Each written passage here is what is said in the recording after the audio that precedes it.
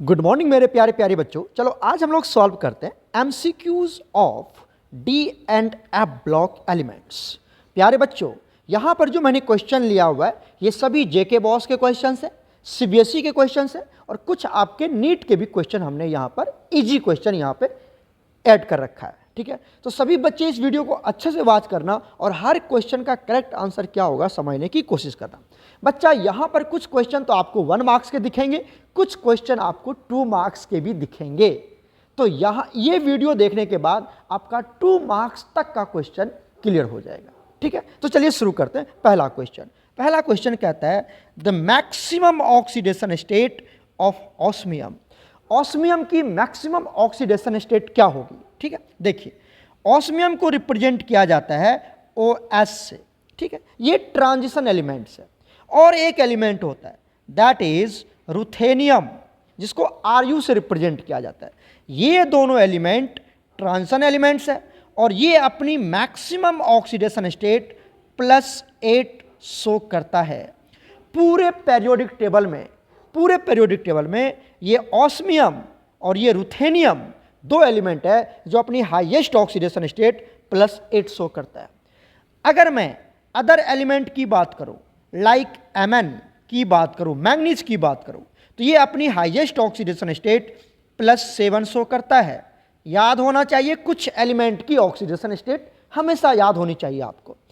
अगर मैं other element like chromium की बात करूं तो क्रोमियम अपनी हाईएस्ट ऑक्सीडेशन स्टेट +6 शो करता है। ठीक है, याद होना चाहिए।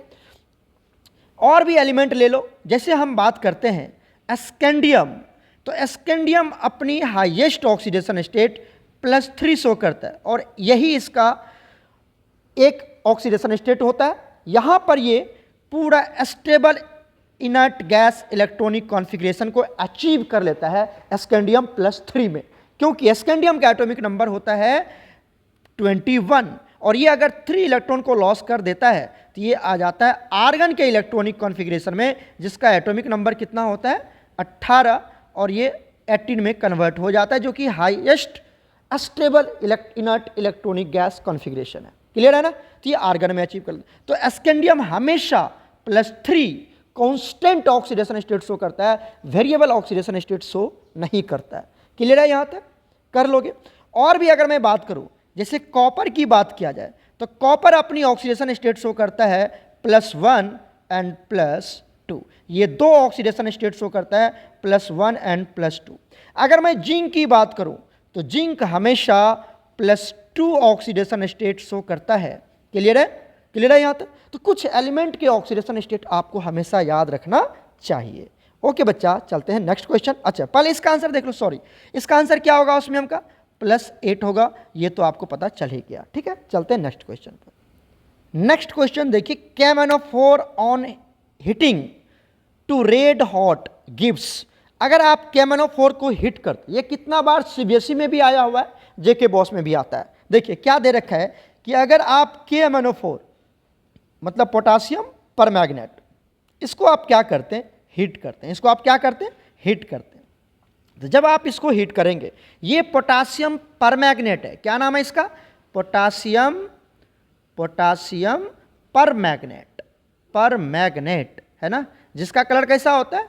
पर्पल होता है। पोटासियम परमैंगनेट पर्पल कलर का होता है, पर्पल। ठीक है, तो याद कैसे करोगे? यहाँ पे देखो P दिया हुआ है और ये P दिया हुआ, मतलब पर्पल याद कर लोगे, इसका पर्पल कलर होता है। ठीक है, जब आप इसको हीट करेंगे बच्चा तो ये किस में कन्वर्ट हो जाता है? ये कन्वर्ट हो जाता है K2MnO4 प्लस MnO2, ठीक है, प्लस O2। ये एक ऑक्सीडाइजिंग, स्ट्रॉन्ग ऑक्सीडाइजिंग एजेंट है, तो ऑक्सीजन गैस रिलीज करता है, O2 देता है, तो O2 में कन्वर्ट हो जाता है। तो ये आपको याद रख लेना है कि जब भी पोटासियम परमैंगनेट को हीट किया जाता है, तो वो पोटासियम मैग्नेट में कन्वर्ट हो जाता है। K2MnO4 क्या नाम है इसका? इसका नाम क्या है? इसका नाम है पोटासियम मैग्नेट। क्या नाम है इसका? Potassium magnet. शायद इसका कलर ग्रीन होता है, देख लेना एक बार, हमें याद नहीं आ रहा, शायद इसका कलर ग्रीन होता है। ठीक है, तो ये पोटासियम मैग्नेट में कन्वर्ट हो जाता है। क्लियर है?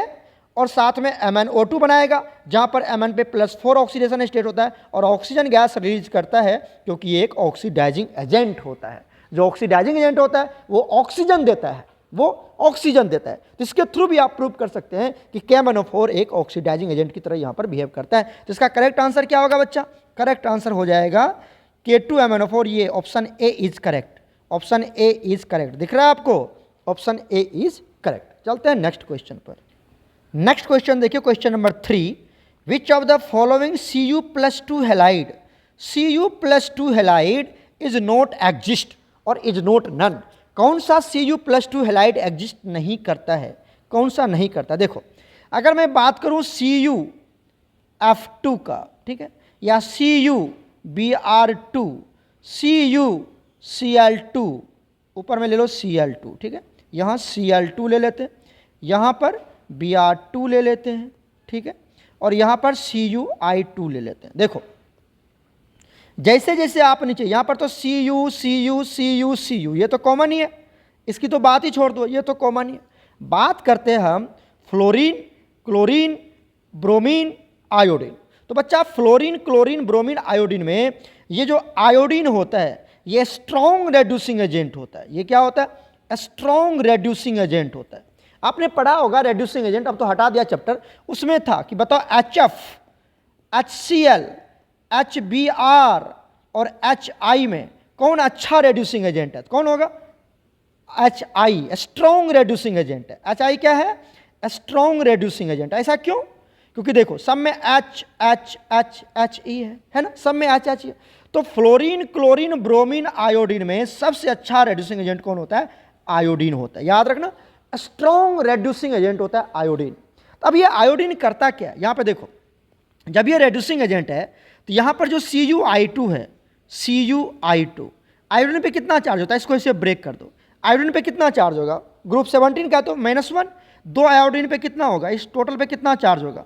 -2। तो इसके ऊपर +2, मतलब कॉपर के ऊपर कितना चार्ज है? +2 चार्ज है। अब ये I2 क्या करेगा? इस कॉपर को, अब रेड्यूसिंग एजेंट है ना, आयोडीन क्या है बताओ? आयोडीन तो रेड्यूसिंग एजेंट है। ये जो आयोडीन आपको दिख रहा है ये तो रेड्यूसिंग एजेंट है। ये क्या करेगा? दूसरे को रेड्यूस कर देगा। रेड्यूसिंग एजेंट क्या करता है? दूसरे को रेड्यूस करता है। मतलब ये Cu को किस में कन्वर्ट कर देगा? जो +2 में है वो किस में कन्वर्ट हो जाएगा? +1 में। इसको रेड्यूस कर देगा, इसको रेड्यूस कर देगा, तो ये क्या बना लेगा? Cu+1 में कन्वर्ट हो जाएगा। मतलब ये हुआ कि अगर ये Cu+1 में गया तो बताओ आयोडीन का कौन सा कंपाउंड बनाएगा? ये Cui एग्जिस्ट करेगा। क्यों बताओ? क्योंकि आयोडीन पे -1 तो इसके ऊपर +1।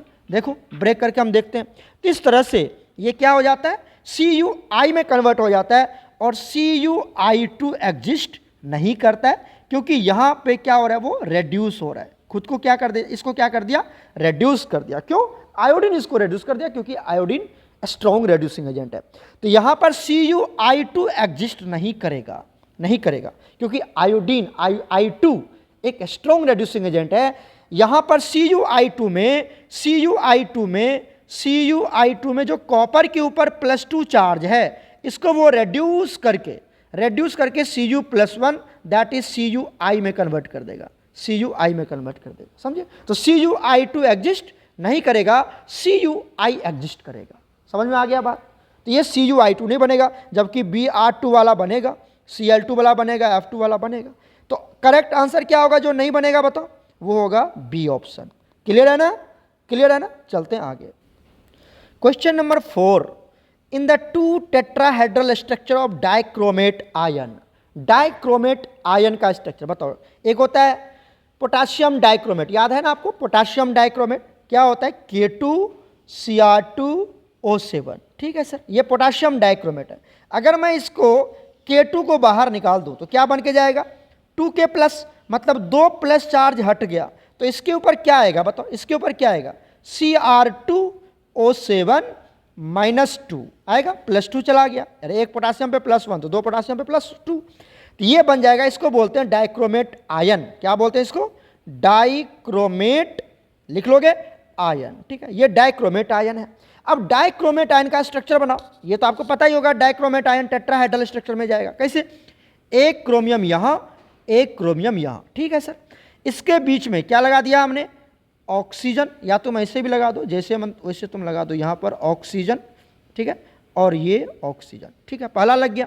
उसके बाद क्या होगा, यहाँ पर बनाना आपको टेट्राहेड्रल, तो ऐसे बनाते हैं ना टेट्राहेड्रल स्ट्रक्चर, ठीक है, ये टेट्राहेड्रल स्ट्रक्चर, यहाँ भी बना लो इस तरह से, ये टेट्राहेड्रल ज्योमेट्री होता है बच्चा, ये टेट्राहेड्रल। अब यहाँ सब जगह क्या लगा दिया हमने, ऑक्सीजन लगा दिया, तो यहाँ पे डबल बॉन्ड ऑक्सीजन, सबसे पहले ऊपर में क्या लगा दो, डबल बॉन्ड, और यहाँ पर भी क्या लगा दो, डबल बॉन्ड, ठीक है, यहाँ पर भी आप लगा दो डबल बॉन्ड, कुछ भी लगा दो कोई दिक्कत नहीं है, या आप इधर ही लगा दो डबल बॉन्ड, कहीं भी लगा सकते हो बच्चा, कहीं भी लगा सकते हो, ये ध्यान रखना।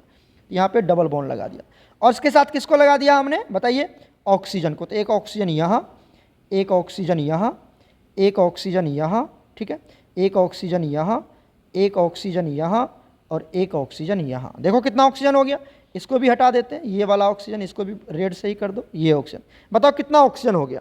अब देखिए 1 2 3 4 5 6 7 हो गया, 7 ऑक्सीजन है ना यहाँ पे, 7 ऑक्सीजन, क्लियर है, तो ये 7 ऑक्सीजन हो गया।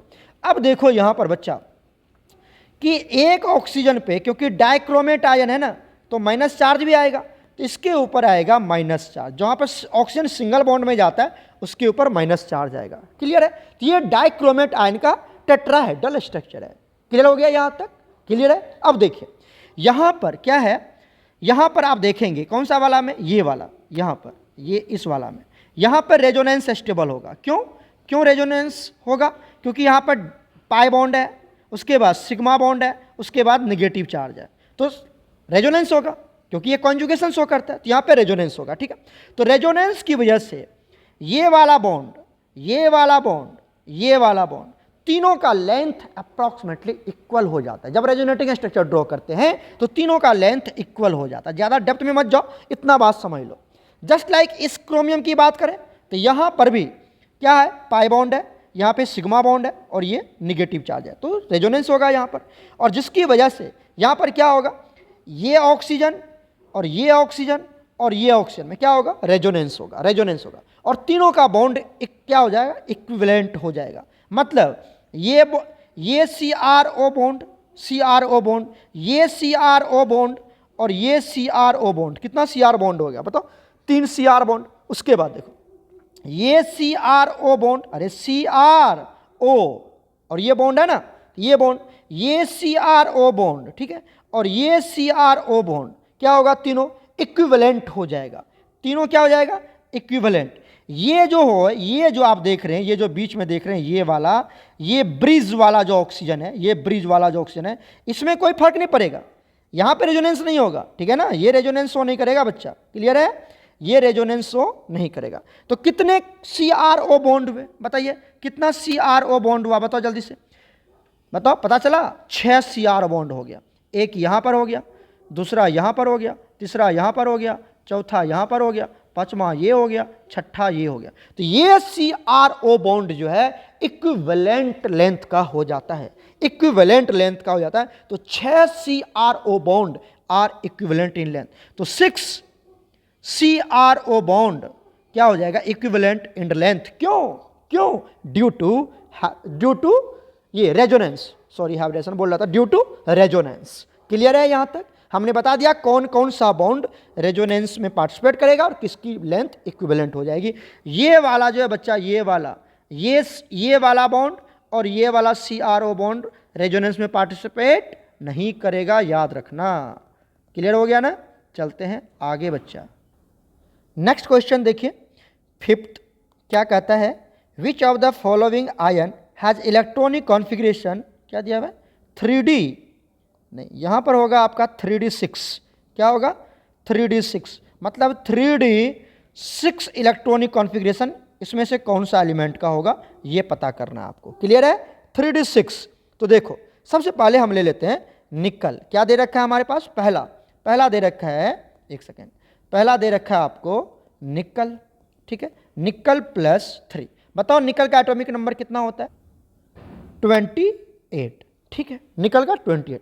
तो पहले निकल का निकाल लो, निकल का इलेक्ट्रॉनिक कॉन्फ़िगरेशन क्या निकालोगे बताओ, आर्गन, ठीक है, कितना हो गया 18, उसके बाद 4s2 कितना हो गया 20, अरे 18 और 2 कितना हो गया 20, ठीक है, बच गए 8, तो कितना होगा 3d8।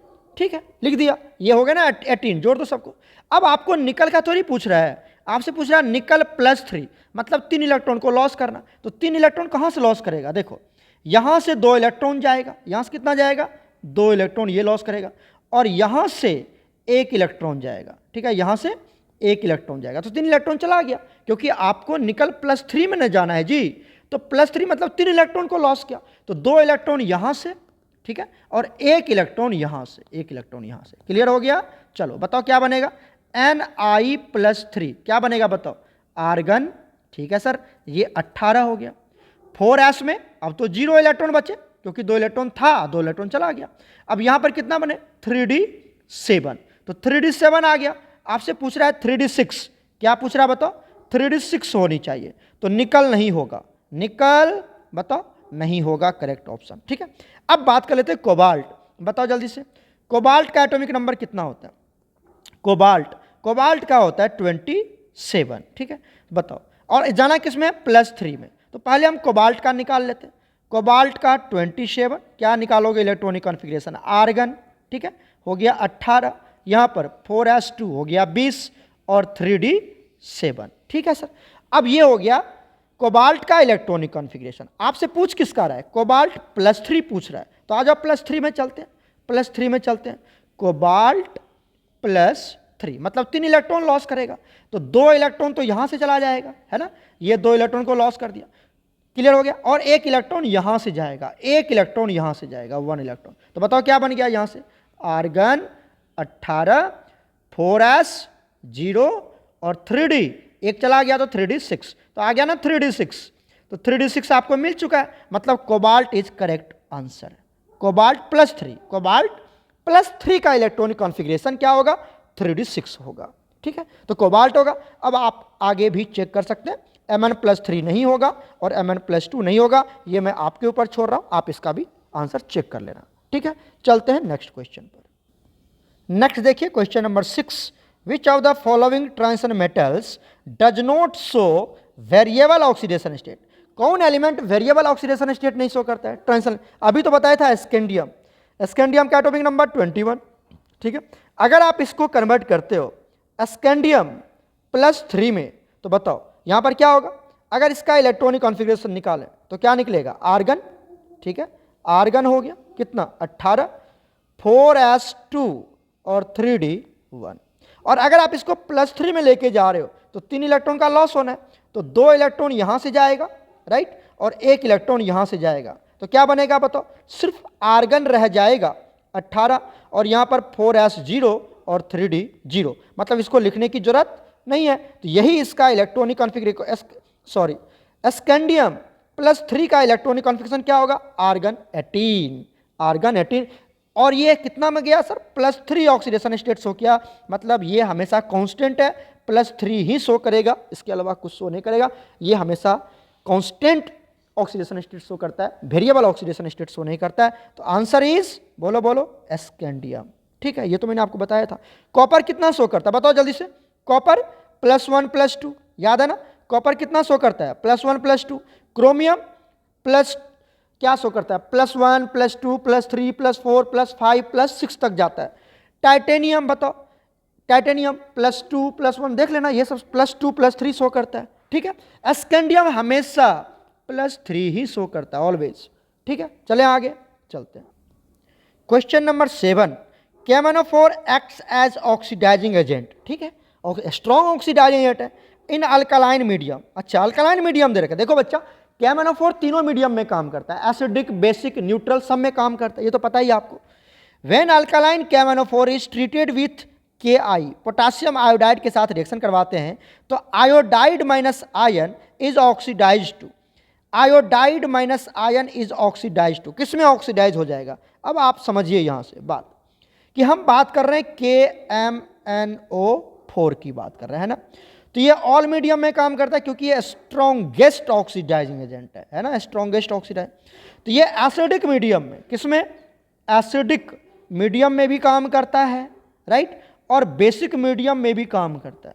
किसमें, बता, बेसिक मीडियम में भी काम करता है। ठीक है, कोई दिक्कत है। अब देखिए, एसिडिक मीडियम में, अगर मैं एसिडिक मीडियम की बात कर रहा हूं, आई माइनस किसमें कन्वर्ट हो जाता है, आई माइनस कन्वर्ट हो जाता है I2 में। किसमें कन्वर्ट हो जाता है, I2 में।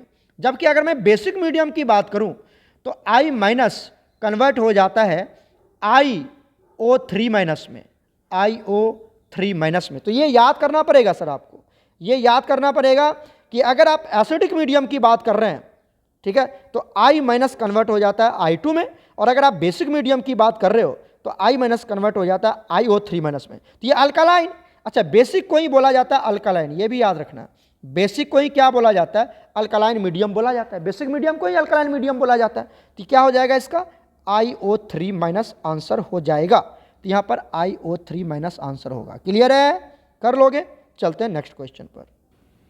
Question number 8, which of the following ion has maximum number of unpaired d electron.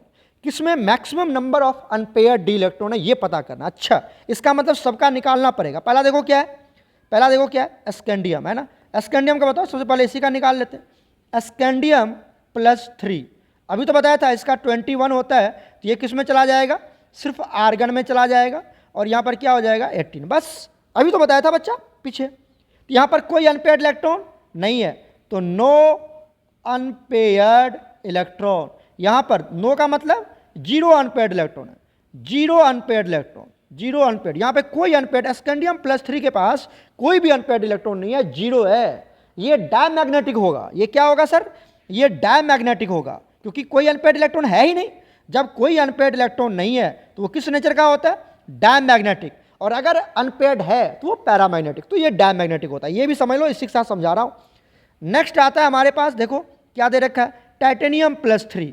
तो टाइटेनियम, ठीक है, +3 की बात करते, बताओ टाइटेनियम का एटॉमिक नंबर 22, पता है, स्कैंडियम टाइटेनियम। तो क्या निकालोगे, यहां पर आर्गन, ठीक है, 18, यहां पर बताओ 4s2 3d2। अब आपको जाना है किसमें, +3 में जाना है ना सर। ये तो टाइटेनियम का है, ये किसका है बताओ, ये टाइटेनियम का है।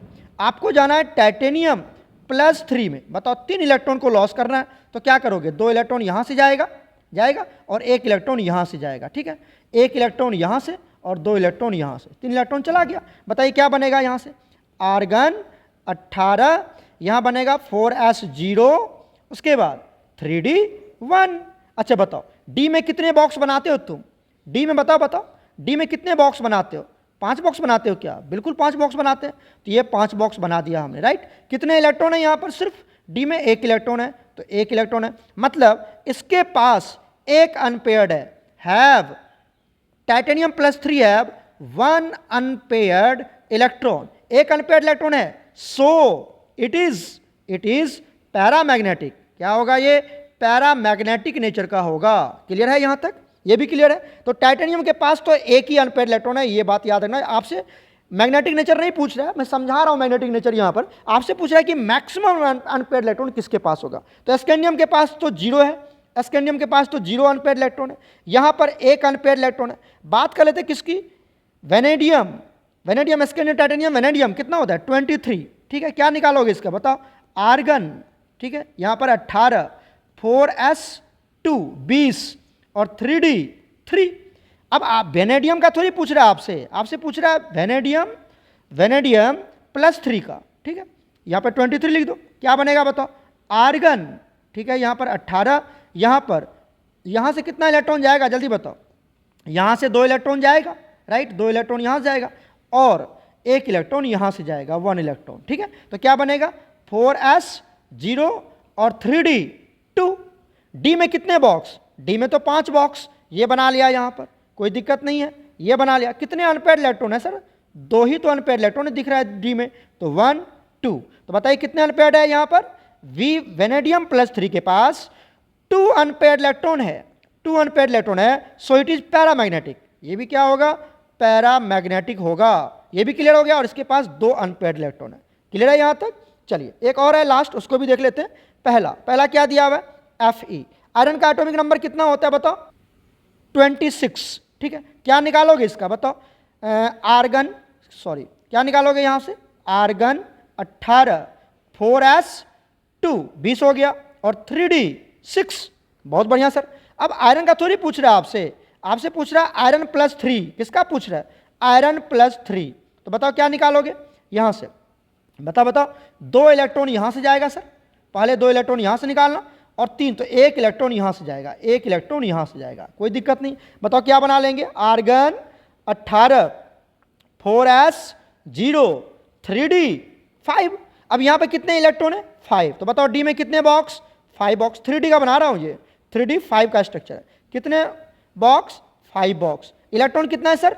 5 इलेक्ट्रॉन है। दिखा दो, 1 2 3 4 5। पहले सिंगली फील्ड होगा बच्चा, पहले सिंगली फील्ड होगा हुंड्स रूल के अकॉर्डिंग। तो बताओ Fe+3 के पास कितने अनपेयर्ड इलेक्ट्रॉन? 5 unpaired electron. तो सबसे हाईएस्ट तो इसी के पास है ना सर, तो आंसर कौन होगा? A option is clear, Fe+3 होगा। क्लियर है? अब ये पैरामैग्नेटिक की डायमैग्नेटिक, ये भी क्या होगा सर बताइए? ये भी आपका होगा पैरामैग्नेटिक, पैरामैग्नेटिक। क्लियर है? और यहां पर देखो, अगर आपसे मैग्नेटिक मोमेंट पूछ ले, क्या पूछ ले? मैग्नेटिक मोमेंट, ये क्या होता है बताओ? क्या होता है? √n × n+2, और आगे क्या लिखते हैं हम? Bore magneton, right. अब आप समझिए ये n क्या है, ये n क्या, मैं सीधा यहीं पे समझा देता हूं आपको। ये n क्या है? Number of unpaired electron, number of unpaired electron. तो सर जिसके पास जितनी ज्यादा n की वैल्यू होगी उसकी मैग्नेटिक मोमेंट उतनी ज्यादा होगी। तो बताओ आयरन का मैग्नेटिक मोमेंट सबसे ज्यादा होगा, क्यों? क्योंकि आयरन के पास 5 अनपेयर्ड इलेक्ट्रॉन है, आयरन के पास 5 अनपेयर्ड इलेक्ट्रॉन है, तो आयरन की मैग्नेटिक मोमेंट सबसे ज्यादा होगी। ठीक है, जितनी ज्यादा n की value, number of unpaired electron जितनी ज्यादा उतनी ज्यादा मैग्नेटिक मोमेंट। तो बताओ सबसे ज्यादा मैग्नेटिक, अगर ये मेरा क्वेश्चन है तो मैग्नेटिक मोमेंट का ऑर्डर क्या बनेगा बताओ? Fe+3 का मैग्नेटिक मोमेंट सबसे ज्यादा होगा, 5 इलेक्ट्रॉन है। उसके बाद कौन होगा बताओ? उसके बाद कौन होगा? वेनेडियम+3, क्योंकि इसके पास 2 इलेक्ट्रॉन है। उसके बाद कौन आएगा बताओ? वेनेडियम+3। उसके बाद कौन आएगा बताओ? उसके बाद कौन है? टाइटेनियम+3, जिसके पास एक ही अनपेयर्ड इलेक्ट्रॉन है, टाइटेनियम+3, टाइटेनियम+3। और अगर आपको स्कैंडियम का पूछ दिया, स्कैंडियम+3 का मैग्नेटिक मोमेंट, तो इसकी मैग्नेटिक मोमेंट की वैल्यू क्या होगी बताओ? 0 अनपेयर्ड इलेक्ट्रॉन है तो n की वैल्यू 0, मतलब 0। क्लियर है कि नहीं क्लियर है? तो सबसे कम किसका होगा? स्कैंडियम+3 का। बच्चा तो मैग्नेटिक मोमेंट का भी कंसेप्ट मैंने समझा दिया। क्वेश्चन एक है, मैंने पैरामैग्नेटिक डायमैग्नेटिक भी समझा दिया, मैग्नेटिक मोमेंट भी कैलकुलेशन करने के लिए सिखा दिया, और नंबर ऑफ अनपेयर्ड इलेक्ट्रॉन कैसे निकालते हैं वो भी हमने बॉक्स बना के सब कुछ ड्राइव करके दिखा दिया यहाँ पर। क्लियर है ना? क्लियर है ना? चलते हैं आगे। Question number 9, which of the following characteristics of transition metals associated with their catalytic activity? कौन कैटालाइटिक एक्टिविटी को रिप्रेजेंट करता है? कौन कैटालाइटिक एक्टिविटी को रिप्रेजेंट करता है? देखो बच्चा यहां पर यहीं पे समझाता हूं मैं। पैरामैग्नेटिक नेचर, अभी तो बताओ किसकी वजह से? ये तो अनपेयर्ड इलेक्ट्रॉन की वजह से होता है सर। पैरामैग्नेटिक नेचर किसकी वजह से होता है? Unpaired electron. ये तो अनपेयर्ड इलेक्ट्रॉन कैटालाइटिक थोड़ी है, नहीं है sir. Coloured of the hydrated ion, colour किसकी वजह से होता है? डी ट्रांजिशन, या अनपेयर्ड इलेक्ट्रॉन है वो भी तो अनपेयर्ड या डी ट्रांजिशन की वजह से ही होगा। ठीक है, उसके बाद highest enthalpy of atomization, highest enthalpy of atomization किसकी वजह से होता है? स्मॉल साइज की वजह से। स्मॉल साइज, साइज छोटा है तो एटम एकदम टाइटली हेल्ड होगा, उसको एटम क्या बोलते हैं? एटम में कन्वर्ट करने के लिए हाई एंथैल्पी देना पड़ेगा, हाई एनर्जी देना पड़ेगा, हाई हीट करना पड़ेगा, तो एंथैल्पी ऑफ एटोमाइजेशन ज़्यादा होगी इसकी। ठीक है, तो यहाँ पर क्या होगा? Variable oxidation state. Correct answer क्या होगा? उसकी ऑक्सीडेशन, ट्रांजिशन एलिमेंट की ऑक्सीडेशन स्टेट वेरिएबल होता है, इसलिए वो कैटलिस्ट की तरह बिहेव करता है। कोई आपसे पूछ दे कि D block elements acts as catalyst, why? Due to variable oxidation state, due to variable oxidation state. Clear है ना बच्चा? इसलिए मैंने बोला था 2 नंबर तक आ जाता है ये क्वेश्चन। ठीक है, नेक्स्ट क्वेश्चन देखते हैं यहीं पर नेक्स्ट क्वेश्चन चेक करते हैं क्या कहता है। Question number 10, which of the following transition elements shows +1 +2 oxidation state? अभी तो बताया था बच्चा, कौन +1 +2 की तरह बिहेव करे? किसका ऑक्सीडेशन स्टेट +1 +2 होगा? बताओ ना जल्दी से, बताओ। तुमको पता है कॉपर, अभी तो लिखवाया था क्वेश्चन फर्स्ट में, पहला स्टेप शुरू किया था। कॉपर +1 +2 दोनों ऑक्सीडेशन स्टेट शो करता है, राइट। चलते हैं नेक्स्ट पे। क्वेश्चन देखो, नेक्स्ट क्वेश्चन कहता है यहाँ पर कि जो क्वेश्चन नंबर 11 है, the ion of metal group 12, group 12 कौन कौन एलिमेंट आता है? जिंक, कैडमियम, मरकरी, ये ग्रुप 12 के एलिमेंट है। तो have completely filled D orbital. ठीक है, इसके पास कंप्लीटली डी फिल्ड ऑर्बिटल है, इसके पास 3d 10, 4d 10, 5d 10 है। ठीक है, तो कहता है it behave like a semiconductor, पढ़ा है क्या मैंने आपको? सेमीकंडक्टर नहीं करता है। हाईएस्ट मेल्टिंग पॉइंट, इससे तो कोई मतलब ही नहीं है। मेल्टिंग पॉइंट किस पे डिपेंड करेगा? जिसके पास ज्यादा अनपेयर्ड इलेक्ट्रॉन होगा उस पर डिपेंड करता है। Don't behave like a transistor, बिल्कुल सही है। जिसके पास डी ऑर्बिटल पूरा कंप्लीटली फिल्ड होगा वो ट्रांजिशन एलिमेंट्स नहीं कहलाता है। कंप्लीटली फिल्ड डी ऑर्बिटल, किसी के पास 3d10 है, 4d10 है, 5d10 है, तो वो ट्रांजिशन एलिमेंट्स नहीं है, वो ट्रांजिशन एलिमेंट्स नहीं है। समझ रहे हो कि नहीं समझ रहे हो? अच्छा सर, ट्रांजिशन एलिमेंट कौन होगा? किसी के पास 3d1 से लेके 3d9 तक इलेक्ट्रॉन आ जाए, किसी में d में 1 इलेक्ट्रॉन है चाहे 9 तक हो जाए, या 4d1 से लेकर के 4d9 तक आ जाए, या फिर 5d1 से लेकर के 5d9 तक आ जाए, तो ये सारे एलिमेंट्स क्या होंगे? ट्रांजिशन एलिमेंट्स होंगे। ये सब क्या होंगे? ट्रांजिशन एलिमेंट्स होंगे। क्लियर है कि नहीं क्लियर है? मतलब यहां पर वो डी ऑर्बिटल कंप्लीटली फिल्ड नहीं है, और अगर डी ऑर्बिटल कंप्लीटली फिल्ड नहीं है तब वो ट्रांजिशन एलिमेंट्स होगा। ट्रांजिशन एलिमेंट पूछ लेता है बच्चा 2 नंबर में, what do you mean by transition elements, give example. Transition elements क्या होता है? जिसके डी ऑर्बिटल कंप्लीटली फिल्ड नहीं होता है। ठीक है, क्लियर है यहां तक? तो आंसर मिल गया आपको, ऑप्शन सी। क्लियर है? चलते हैं नेक्स्ट क्वेश्चन। क्वेश्चन नंबर 12 देखो, KMnO4 is coloured due to, बात करते हैं हम किसकी? KMnO4। ठीक है, KMnO4, जब आप Mn की ऑक्सीडेशन स्टेट निकालोगे, किसका? बताओ। Mn का ऑक्सीडेशन स्टेट निकालोगे तो यहां पर Mn की ऑक्सीडेशन स्टेट आता है +7। Mn की ऑक्सीडेशन स्टेट आता है +7, राइट? अब बताओ Mn का एटॉमिक नंबर कितना होता है? 25। इसका इलेक्ट्रॉनिक कन्फिग्रेशन क्या होगा? बताओ। आर्गन, राइट, और यहां पर 18, 4s2 3d5। बिल्कुल सही है सर, है ना? ये इसका इलेक्ट्रॉनिक कन्फिग्रेशन। लेकिन आपको जाना है Mn+7 में, Mn+7 में लेके जाना। चलो Mn+7 में जाते, यहां से Mn+7, बताओ क्या होगा? सर यहां से 2 इलेक्ट्रॉन बिल्कुल चला जाएगा, 2 इलेक्ट्रॉन निकल जाएगा, और यहां से 5 इलेक्ट्रॉन निकल जाएगा, 5 इलेक्ट्रॉन निकल जाएगा। तो बताओ क्या होगा? इसका इलेक्ट्रॉनिक कन्फिग्रेशन क्या होगा? आर्गन 18, क्लियर है, 4s0 3d0, तो सब में तो 0 0 इलेक्ट्रॉन है। मतलब इसमें पूरा का पूरा डी ऑर्बिटल क्या है? खाली है, वैकेंट डी ऑर्बिटल। डी में कोई भी इलेक्ट्रॉन नहीं है, डी में कोई भी इलेक्ट्रॉन, 3d क्या है? बिल्कुल खाली है। इसके पास कोई इलेक्ट्रॉन है ही नहीं कि जो dd ट्रांजिशन शो करेगा। अरे अनपेयर्ड इलेक्ट्रॉन होगा तभी ना dd ट्रांजिशन शो करेगा, यहां तो इलेक्ट्रॉन ही नहीं है, तो कहां से dd ट्रांजिशन? dd समझते हो ना, T2g से Eg, Eg से T2g, तो यहां से कोई इलेक्ट्रॉन तो है ही नहीं, तब ये क्या क्यों कलर शो करता है? तो ये कलर शो करता है चार्ज ट्रांसफर स्पेक्ट्रा की वजह से। तो KMnO4 dd ट्रांजिशन होगा क्या?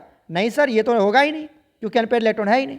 दूसरा बताओ, unpaired electron in D orbital of Mn, unpaired electrons in D orbital of Mn में कोई अनपेयर्ड इलेक्ट्रॉन है? बताओ, अभी तो दिखाया कोई अनपेयर्ड इलेक्ट्रॉन नहीं है, तो ये भी नहीं होगा सर। अब क्या होगा? देखो, चार्ज ट्रांसफर, ठीक है, यहां पर भी है चार्ज ट्रांसफर, 2 जगह है चार्ज ट्रांसफर, तो बी और डी हो सकता है। लेकिन एक कंसेप्ट और है यहां पर, लिगेंड टू मेटल, और दूसरा दिया हुआ है मेटल टू लिगेंड। क्या आंसर होगा? देखो यहां पर ये जो आप देख रहे हो KMnO4, फिर से लिखता हूं KMnO4, ये जो ऑक्सीजन है ना बच्चा, ये जो ऑक्सीजन है, इसके पास लॉन पेयर इलेक्ट्रॉन होता है। ऑक्सीजन का एटॉमिक नंबर 8, तो इसके पास लॉन पेयर इलेक्ट्रॉन होता है बच्चा। और ये जिसके पास लॉन पेयर इलेक्ट्रॉन होता है वो लिगेंड की तरह बिहेव करता है, ये लिगेंड।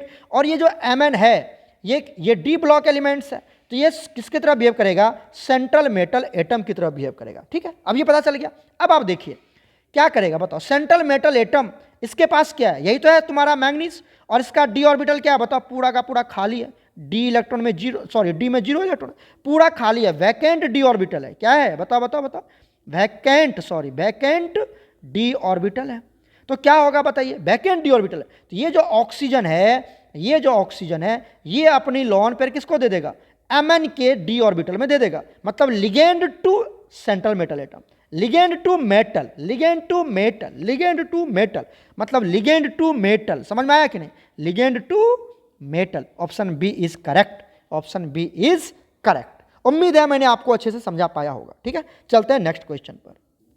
नेक्स्ट क्वेश्चन देखिए 13, which of the following reason the zinc does not exist variable oxidation state. Zinc variable oxidation state क्यों नहीं शो करता है सर? जिंक का एटॉमिक नंबर 30, क्या लिखोगे उसको बताओ? आर्गन 18, उसके बाद 4s2 3d10। तो ये कितना ऑक्सीडेशन स्टेट शो करता है बताओ? यहां से 2 इलेक्ट्रॉन लॉस करेगा, ये समझ में आया? ये 2 इलेक्ट्रॉन को क्या कर देगा? वो लॉस कर देगा। इस 2 इलेक्ट्रॉन को जब वो लॉस करेगा तो किस में जाएगा बताओ? जिंक +2 ही ऑक्सीडेशन स्टेट शो कर पाएगा। और इसका इलेक्ट्रॉनिक कन्फिग्रेशन क्या होगा? Argon 18 3d10। बोलो सर डी से क्यों नहीं निकला? अरे बच्चा डी में कंप्लीटली फिल्ड है, कंप्लीटली फिल्ड ऑर्बिटल है डी। डी में 10 का 10 इलेक्ट्रॉन है। डी में 5 बॉक्स बनते हैं और पांचों में कितना है बताओ? 5 बॉक्स है और 5 बॉक्स में पूरा इलेक्ट्रॉन भरा हुआ है बच्चा, पूरा इलेक्ट्रॉन भरा है। 1 2 3 4 5 6 7 8 9 10 है ना। और यहां से कंप्लीटली आपने पढ़ा है ना कि कंप्लीटली फिल्ड ऑर्बिटल और half filled orbital is much more stable, और वहां से इलेक्ट्रॉन को निकालना बहुत मुश्किल है। तो यहां से इलेक्ट्रॉन नहीं निकलेगा। यहां से सोचेंगे आप इलेक्ट्रॉन निकालना बड़ी मुश्किल है, तो सिर्फ 2 ही शो करेगा, +2 ही ऑक्सीडेशन स्टेट शो करेगा। तो ये क्यों ऐसा किया? क्यों वो कंप्लीटली, क्यों वो वेरिएबल ऑक्सीडेशन स्टेट शो नहीं करता है? Due to completely filled 3D subshell. तो देख लीजिए कंप्लीटली फिल्ड 3D सबसेल है, पता है ना, 3D में पूरा भरा हुआ है। 3d10 है तो कंप्लीटली फिल्ड डी ऑर्बिटल है। क्लियर? एक और क्वेश्चन देख लेते हैं। नेक्स्ट क्वेश्चन देखिए, question number 14, which of the following is diamagnetic ion? अभी बताया था बच्चा, स्कैंडियम, अभी बताया था, याद करो। स्कैंडियम +3 है, आर्गन में चला जाएगा, है ना, 21 एटॉमिक नंबर। तो आर्गन क्या होता है? पूरा फुलफिल्ड है। जब वो पूरा फुलफिल्ड है, no unpaired electron, 0 unpaired electron, तो वो डायमैग्नेटिक होगा। क्लियर है? कर लोगे? एक और देख लो 15, give reason transition metal and their compound show catalytic activities. अभी तो बताया था कैटालाइटिक एक्टिविटी क्यों शो करता है? Due to variable oxidation state and vacant D orbital. ये दोनों पॉइंट याद कर लेना, ठीक है। बाकी क्वेश्चन आप यहाँ पे आंसर सब लिखा हुआ है, आप इसको पढ़ना करना। वीडियो थोड़ा लेंदी हो रहा है तो मैं यहीं पे ड्रॉप कर रहा हूँ, फिर इसका अगला पार्ट आपको नेक्स्ट वीडियो लेक्चर में हम सेंड करेंगे। ओके प्यारे बच्चों, गॉड ब्लेस यू ऑल।